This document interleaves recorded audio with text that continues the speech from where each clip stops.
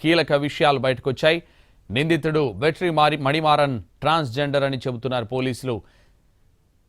శనివారం సాఫ్ట్వేర్ ఉద్యోగిని దారుణ హత్యకు గురైంది. వెట్రి మణిమారన్ నందినిని అతి కిరాతకంగా హత్య చేశాడు. కాళ్ళు చేతులు కట్టేసి పెట్రోల్ పోసి సజీవ దహనం చేశాడు. పోలీసుల దర్యాప్తులో కీలక విషయాలు బయటకొచ్చాయి. అబ్బాయిగా మారిన అమ్మాయిని నందిని ప్రేమించినట్లు తెలిపారు పోలీసులు.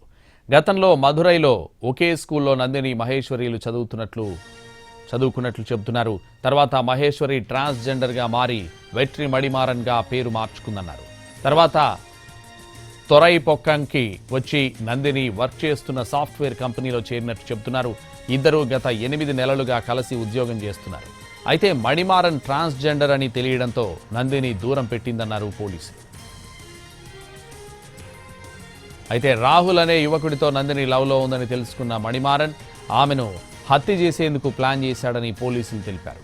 నందిని పుట్టినరోజు నాడు చివరిసారి కలవాలంటూ గిఫ్ట్ ఇచ్చి వెళతానని చెప్పడంతో మణిమారన్ను కలిసిందన్నారు.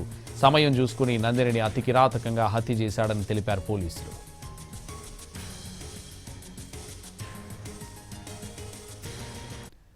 చెన్నైలో సాఫ్ట్వేర్ ఉద్యోగిని నందిని హత్య కేసులో కీలక విషయాలు బయటకొచ్చాయి. నిందితుడు వెట్రి మణిమారన్ ట్రాన్స్జెండర్ అని చెబుతున్నారు పోలీసులు.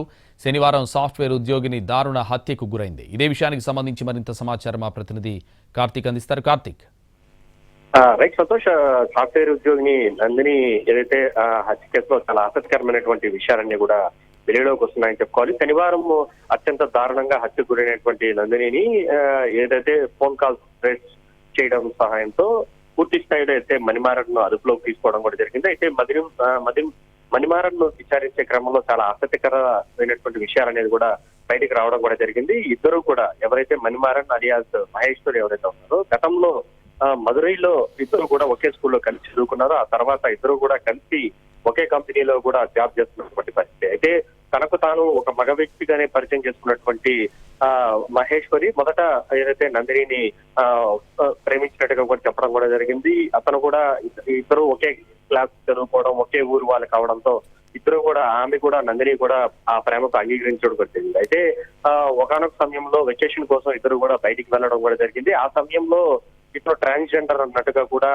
ఏదైతే నందిని గుర్తించడం కూడా జరిగింది. దీంతో అప్పటి నుంచి కూడా మణిమారన్ ను దూరంగా ఉంచుతూ కూడా నందిని ఉండడం కూడా జరిగింది. ఇదే సమయంలో రాహుల్ అనే వ్యక్తితో కూడా నందిని ప్రేమలో పడడం జరిగింది. సో ఈ విషయం తెలుసుకున్నటువంటి మణిమారన్ ఎట్టి పరిస్థితుల్లోనూ తననే పెళ్లి చేసుకోవాలి, తననే ప్రేమించాలని గట్టిగా నందిని అడిగినప్పటికీ కూడా నందిని మాత్రం దానికి నిరాకరించడం కూడా జరిగింది. దీంతో నందిని శనివారం రోజున బర్త్డే కావడంతో ఆమెను ప్రత్యేకంగా పిలిచాడు. ఇదే చివరిసారి తాను ఎప్పుడు కూడా నీకు మొహం చూపించను, నేను జాబ్ కూడా రిజైన్ చేసి వెళ్ళిపోతానంటూ కూడా చెప్పడం కూడా జరిగింది. అది నమ్మినటువంటి నందిని నేరుగా కూడా మణిమారన్ చెప్పినటువంటి ప్రదేశానికి వెళ్ళడం కూడా జరిగింది. ఇంకా అటు నుంచి అటు తీసుకువెళ్లి కాలు చేతులు కట్టేసి ఆమె మీద పెట్రోల్ పోసి అత్యంత దారుణంగా కూడా సజీవ దహనం చేయడం కూడా జరిగింది. అటు తర్వాత పారిపోవడం కూడా జరిగింది. అయితే పారిపోయినటువంటి నేపథ్యంలో పోలీసులు ఫోన్ కాల్ ట్రేస్ చేయడంతో ఏదైతే మణిమారన్ అయితే అదుపులోకి తీసుకోవడం కూడా జరిగింది. ప్రస్తుతం పోలీసులు అదుపులో ఉన్నటువంటి మణిమారన్ మీద కేసు నమోదు చేసి